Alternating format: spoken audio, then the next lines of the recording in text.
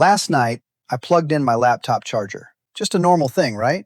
You and we've done it 1,000 times. But when I picked it up and put it on the table, I looked. Right there, on the flat metal prongs, were two tiny holes. They're on literally every single plug you've ever touched. And I thought, why are those even there? My first guess? Maybe it's just for looks. A simple design choice by the company, nothing important.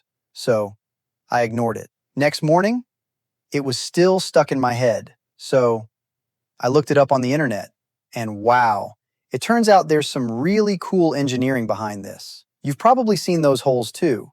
And, just like me, you probably assumed they were just for looks and never thought about them again. But they are not just for design. There's a crazy good reason they exist. And today, I'm going to show you exactly what they do. Okay, so if you ask most people about holes, they'll guess two things. Either the holes make the plug lighter, or that's just how plugs are made. And honestly, that makes total sense. Companies are always trying to save money on metal, and we use a lot of old designs without ever asking questions. So if you thought that, you're totally right to think. Except, that's completely wrong. See, those holes actually have an official name. They're called DETENTS. And they weren't made to save metal, help with airflow, or look pretty. They were made because of a huge problem back in the early 1900s, back when electricity was brand new in homes.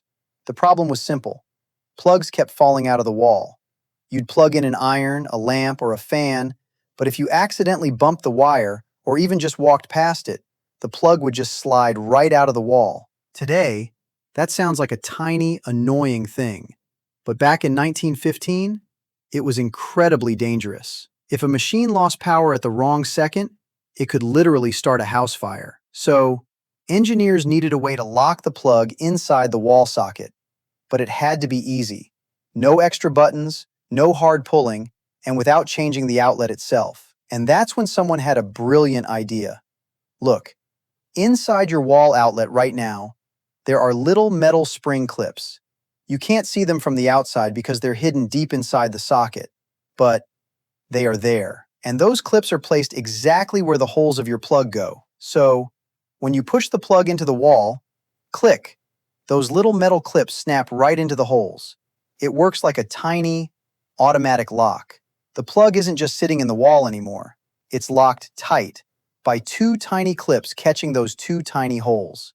That's it. That's the whole secret. And it works so perfectly, you've never even noticed it failing. You've pulled plugs out of walls hundreds of times, right? It's always smooth, always controlled. A plug never just drops out on its own, because those holes are doing their job. But wait, this is the part most people completely miss. Look, those holes weren't actually invented by the people who made the wall outlets. They were patented, meaning legally locked down, back in 1916 by a guy named Harvey Hubbell. He was the exact same man who invented the modern electrical plug in the first place. Now, Hubbell didn't just design a plug, he designed a plug and a locking system together, and then he registered the idea. Which meant, for years, if any other company wanted to make a wall outlet that worked smoothly, they had to pay Hubbell or deal with his massive legal rules. So those two little holes? They were never just for safety. They were a smart business move. It was a hidden way to force everyone to use his exact design.